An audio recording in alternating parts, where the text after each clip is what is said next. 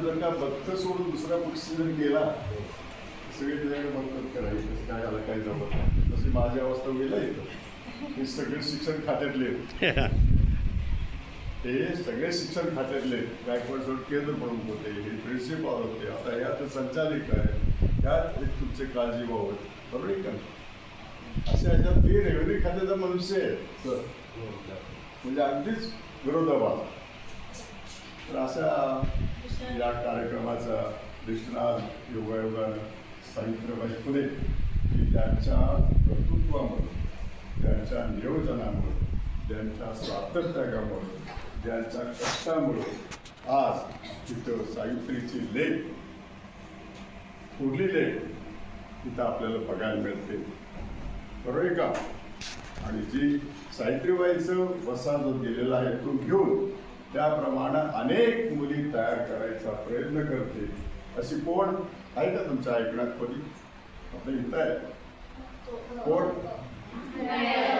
हा very good आणि ज्यांच्यामुळं सावित्रीबाई फुले ज्योतिराव फुले यांच्यामुळं मी साहेब माझं सगळं कुटुंब सगळे नातेवाईक आम्ही फार आम्हाला गर्व नाही हा मी तुमच्याकडे तुम्हाला गर्व आहे का कधी नाही गर्व असताना आलोच नसतो तर अशा आम्हाला ज्या लाभल्या एक देवी स्वरूप त्या सावित्रीबाई फुलेच्या लेख संचालिका ज्यांच्यावर मला अत्यंत आदर आहे आणि एक वैशिष्ट्य म्हणूनसाठी मी जिथं अनेक ठिकाणी सांगतो की आपल्या आमदार मॅडम हे शिक्षण खात्यातले किमान जत्रे साहेब गायकवाड सर हे नेहमी माझ्याबरोबर येतात आणि सगळ्यांचा आहार सगळ्यांना आहार घालतात हे म्हणजे अन्नदाता त्यात त्यांचा अन्न वाला पाहिजे तर असं आहे आणि तुम्ही ज्यांच्यामुळं आता मी आज इथं गेल्यानंतर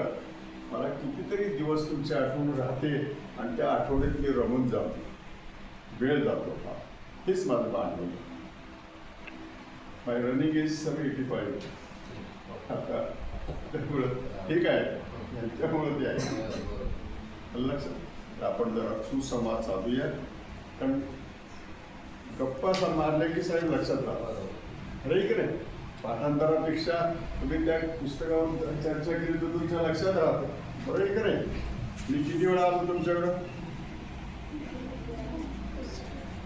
हरकत नाही एक लक्षात घ्या तुम्हाला परत सांगतो गेल्या वेळेला मी सांगितलं होतं पण मी UPSC परीक्षा आहे का नाही IAS union public service commission तर त्याच्या तोंडी परीक्षा नाही का प्रश्न विचारला जातो उत्तर किती वेळा द्यावं लागतं कोणतरी सांगावं चला मी सांगतो तुम्ही नाराज होऊ नका तुम्हाला माहिती नाही म्हणून माहिती घ्यायला पाहिजे मला ते कुठं माहिती तुमच्या वयात आता तिथं फार होणार होतं मला काहीच कळत होतं मी खडी वाचलं मनुष्य तर त्यांना काही आम्हाला माहीत होतं तर ते असं आता कळायला लागलं की UPSCच्या परीक्षेत तोंडी परीक्षेत किती सेकंदात उत्तर द्यावं लागतं तर ते 10 सेकंदात द्यावं आणि 10 सेकंदात दिलेलं उत्तर न लाजता न बोलता न घाबरता न धांदरटपणा करता अगदी स्थिर मुद्रेनं स्थिर आपला चेहरा करून जर दिलं आणि समजा ते चुकलं तरी 50% मार्क पडतात आणि बरोबर उत्तर दिलं तर 100% पडतात मी म्हटलं चुकीचं उत्तर 50% कसं काय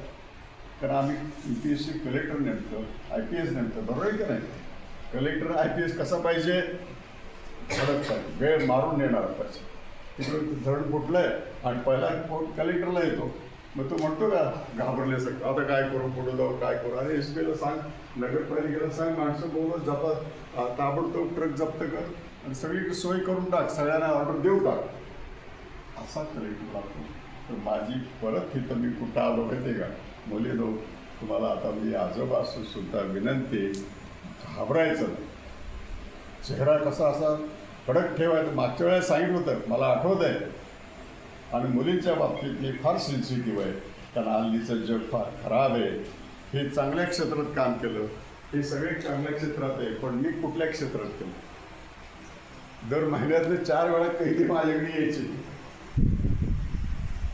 पोलीस पकडून आणायचं ना जामिनासाठी मग ती मला सवय लागली की आल्याला चेहरा बघून कळायचं काय आवडलं चोरी केली लबाड केली मारामारी केली खरं आहे का नाही तसं तुम्ही एक लक्षात घ्या मुली लोक, इथून पुढे लक्षात घ्या कधीही घाबरायचं नाही.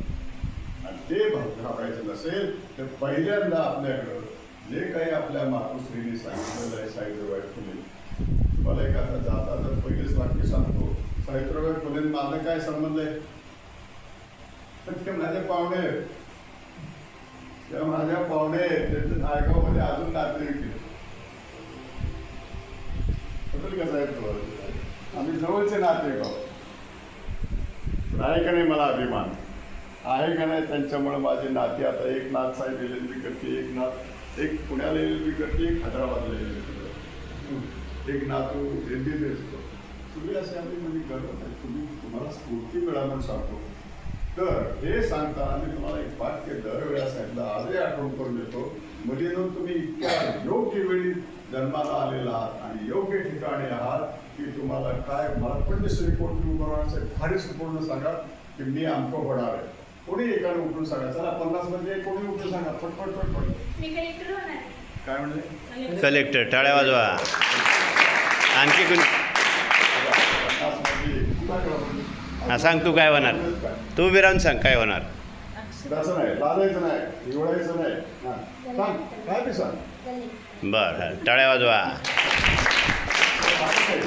आवाज कसा पाहिजे मला सगळं बरं सांगतो. मी ते बघितल्या, घेतल्या, गेल्या, म्हणजे आहेच UPSCच्या नाही दुसरे, पण ते चेहरा असा ठेवला पाहिजे की हा मनुष्य निग्रह आहे, हा भयंकर कडक दृष्टीने विचारपूर्वक काम करणार. तुम्ही जर का असं दाखवलं दुसरा पुढचा मनुष्य फार वाईट गैरसमज होतो आपल्याला. म्हणून मी जिथे येतो त्याला माझा उद्देश हा एवढाच आहे की या मुलींचं आयुष्य चांगलं जावं. हे सगळं बघितलं ना साहेब, तुम्ही शाळेत काम केलं, मी तालुक्यातली काय दुर्दशा बघितली नसेल, काय वाईट बघितलं नसेल, सगळं बघितलं. नेते बघितले, माणसं बघितली, सगळं बघितलं. आहे साधं मी हे कमी सुद्धा फी होऊन मला काय काय बघायला मिळालं असं सांगा. सगळं चांगलंही मिळालं, वाईटही मिळालं, पण निर्णय आपल्याला घ्यावा लागतो. शासनाचा निर्णय कोण सांगतं का मुलींच्या बाबतीत काय? आता एक मिनिट, शासनाचा निर्णय एक मिनिट. मुलीला काही व्हायचं असेल, कला क्रीडा आणि विद्या त्या क्षेत्रात कुठेही पुढे जा, तुम्हाला काही घडणार नाही. तुम्हाला फीचा प्रश्न घडणार नाही. फक्त मी आज तुम्हाला एक सांगून जाणार आहे, प्रत्येक मुलीचा मॅडम मी तुम्हाला दिला मेसेज की प्रत्येक मुलीला लक्षात ठेवा, आता उन्हाळ्याची सुट्टी आहे, ती तुम्हाला एक चांगली गोष्ट सांगून जातोय, तोच मला प्रॉफिट आहे असं मी म्हणेन. तुम्ही गेल्यानंतर घरी वडिलांना आईला कुणालाही सांगा की आपला जातीचा दाखला माझा म्हणजे तुमचा काढून घ्या. बरोबर आहे? उत्पन्नाचा दाखला वडिलांचा, बरोबर आहे? आणि क्रिमिनल सर्टिफिकेट तुम्हाला काही लागणार नाही. तर आधार कार्ड कोणाचं नाही? सगळ्यांचं आहे सगळं. मुलींच्यामुळं तुमच्यामुळं तुम्ही पालकांना सावध करा. आता मी सांगितल्यानंतर ऐकायला पाहिजे का नाही? आज्ञाधारक किती मुली आहेत? सगळ्या. जास्त मला कळतच आहे.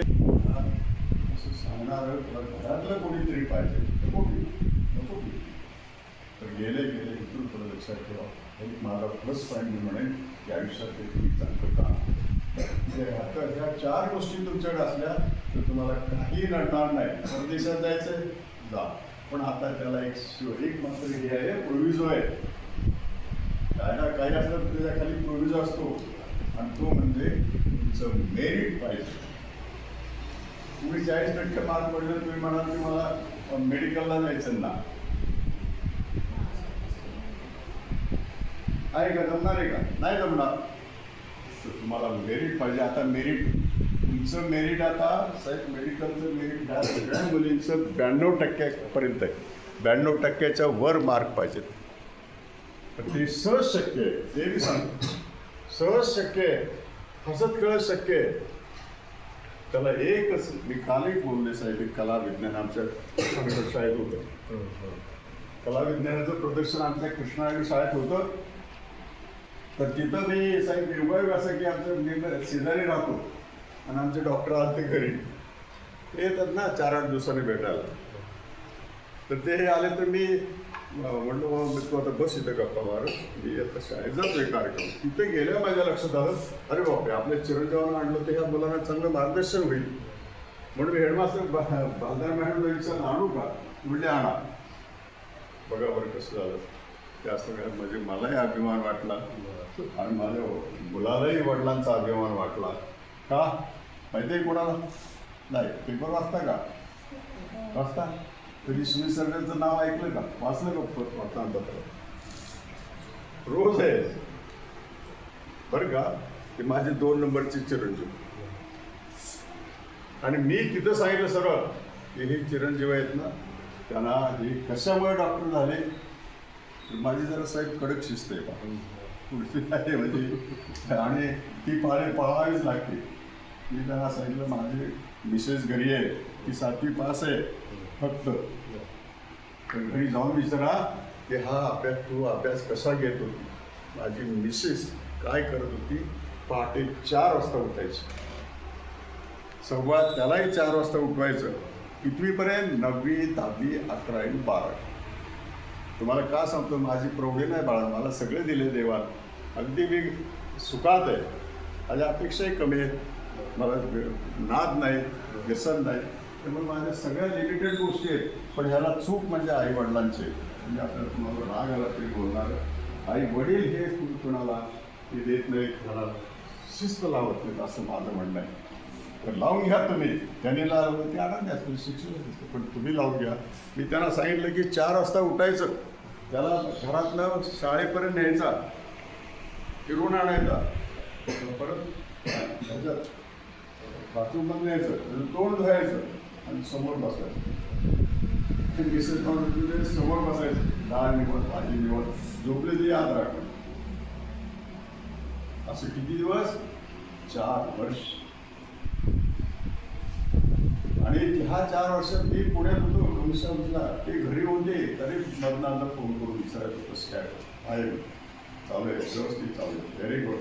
काय करत नाही आता ह्यात तुम्हाला असे वाटेल साहेब, मी अतिशय सांगितलं नाही माझ्या घरी जाऊन सिव्हिल सर्जनला विचार वाटले जाऊ की सुट्टी ना, सण ना, लग्न ना, सिनेमा ना,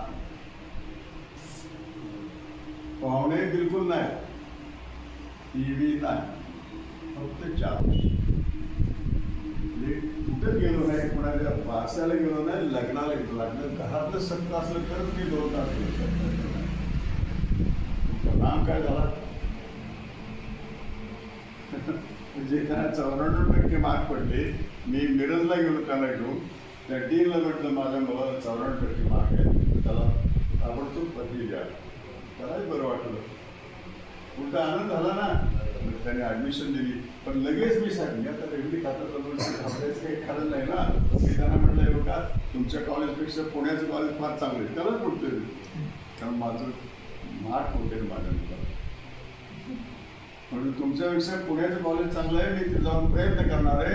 नाही जमलं तर मात्र माघारी येणार. 1 महिना माझ्या मुलाचं नाव यादीत पाहिजे, अदरवाईज मी तुम्हाला कोर्टात खिचेन. म्हटलं असं काही नाही आणि ठेवणार म्हटलं.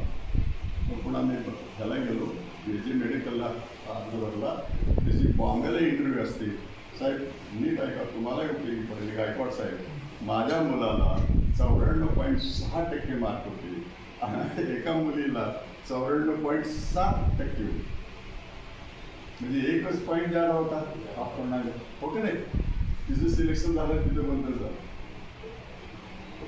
आम्ही परत आला, चालू घ्या निर्देश झाला.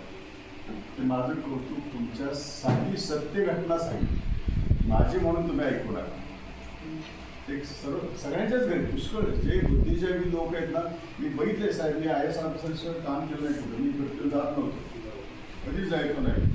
मी बरेच कित्येक लोक असे पाहिजे की मुलाला सकाळी जवळ बसून शिकवतात आपल्या भविष्य. तुम्ही विचारत नाही. आईला तुम्ही बोलायला पाहिजे की मला विचार, किंवा तुम्ही पण आईला सांगायला पाहिजे मला शाळेत किती शिकवलं, काय शिकवलं. कृतीशील काहीतरी करा, बरोबर आहे का नाही. असं ही सगळे तुमच्यासाठी करणार आहे, सगळे. 300 एकर जमीन होती, कोणाला माहिती आहे का? ज्योतिराव पटेल तुम्हाला माहिती आहे साहेब. 350 एकर जमीन होती. या मुलींच्यासाठी स्त्रियांच्यासाठी गेली सगळी. एक दिवशी ते ज्योतिराव फुले बाहेर आले तेव्हा सावित्रीबाई झोपल्या होत्या आणि कणत होत्या डोक्यावर हात ठेवून. असं काय करते काय करत नाही. काय होते काय नाही व्यवस्थित. असं 2 दिवस भेटल्यानंतर त्यांनी मग ती दुसरी जी शिक्षिका होती तिच्याबरोबर तिला विचारलं काय झालं काय शाळेत त्रास आहे का आजारी कशी प्रतिष्ठाची रात कसं आहे. ती म्हणली अहो त्यांना एकच पातळ आहे ते जाताना हे उच्च वर्णातले लोक वर्गातले लोक त्याच्या अगोदर अंडे फेकतात फळं भोगतात लहान फेकतात पाणी फेकतात आणि त्याच्यामुळे ते पातळ ओलं होतं आणि शाळेत गेल्यावर दुसरं बांधलेलं नसल्यामुळं त्या ओल्या पातळातच त्या शिकवतात. अशा मी केल्यानंतर तुम्ही काय करायला पाहिजे. तुमची माता तुम्हाला असा प्रसंग येऊन देते का. कुठली माता कुठली माता नाही म्हणजे साहेब त्याचं कारण आहे तुमची काळजी करणारे भयंकर आहेत आत्ता. ते तुम्ही माहिती घ्या आणि काहीतरी असं करून दाखवा की साहित्यबाईंनी हजारो लाखो स्त्रिया पुढे आणल्या मुली आणल्या. मी किमान एक तरी आणेन. मी किमान एक तरी आणेन. मी माझ्या आयुष्याचं सार्थक मला काही अभिलाषा नाही. 1 रुपयाच्या अपेक्षा नाही. सगळं मला देवान दिले भरपूर दिलं. मी अगदी तालुक्याची 15-20 सलामी घेतली रोज सलामी घेतो पोलिसांचं. पण काय हरकत काय नको तुम्हालाही मिळेल पण सत्य खूप कंडिशन. अवघे मला तुम्ही 2 तास द्या दिवसात. ज्या मुली मागच्या वेळेस सांगितलं तुम्ही नदीच्या पुढच्या ज्या मुली आहेत त्यांनी अवघा 1-2 तास द्या. सकाळचे द्या दिवसभर काही करू नका. मला ओपन चॅलेंज करा. आजोबा आम्ही असं करणार आहे तुम्हाला आता आम्हाला कमीत कमी तहसीलदार बनावं लागेल कमीत कमी व्हिडिओ बनावं लागेल कमीत कमी डेप्युटी इंजिनियर बनावं लागेल. आलं सर. आणि सगळ्यात अजून एक खरंच सांगू जातो साहेब इतर ठिकाणी बशील आहे इतर ठिकाणी बसलेला आहे. UPSC आणि MPSCला म्हणजे क्लास 2 वर्ग 2चे अधिकारी आणि वर्ग 1 संधी अधिकारी हे नेमण्याला अजिबात बसलेला नाही. मी त्यातलाच आहे. अजिबात बसलेला नाही. ते खोटं आहे. मंत्र सुद्धा चालत नाही. माझ्या बोलले मुलाच्या वेळेला त्याचं रिटर्न झाली आणि तोंडी परीक्षा होती. माझ्याकडून चुकून गेलो. ती तलाठी आपली बोलायची ना तलाठी. आता तलाठीमध्ये काय भाईकर असतात त्यांच्या फार ओळखी पैशाचं माझ्याकडे पाहत नाही. मला वाटलं साहेब आम्ही जाऊन येऊ का दिल्लीला. तर दिल्लीला इंटरव्ह्यू होता ना बोलला मला मी सुद्धा तहसीलदार असून वेड्यासारखा मुलाला आमच्या फोन केला म्हणलं असं असं आम्ही तुला मदत हवी का. तुम्हाला दादा फोन खाली ठेवा 50 सेकंड खाली ठेवा परत हे बोल नका असं काय. तुमचा फोन जर टॅप झाला तर माझी आयुष्याचं नुकसान होईल. कडे घ्यायचे मलाही माहिती आहे बघा मनुष्य हा शहाणा नसतो शहाणा होतो. तुम्ही शहाणे व्हा हे मला सांगायचं कळकळीनं सांगायचं. काय मी बरोबर नेणार आहे आता एवढंच नाही.